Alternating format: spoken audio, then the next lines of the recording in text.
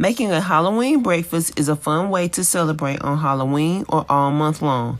These spooky bloody gut cinnamon rolls are easy to make by using store-bought cinnamon rolls and red gel food coloring. Make sure you buy the kind of cinnamon rolls that come in a tube. It needs to be the kind that can unravel. Preheat your oven to 400 degrees.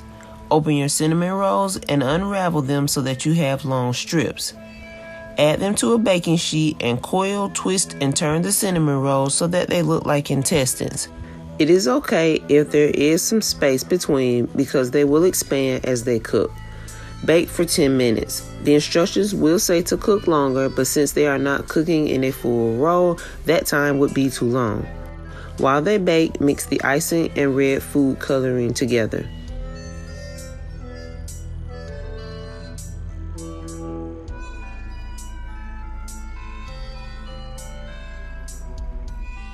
Drizzle the mixture over the cinnamon rolls and enjoy.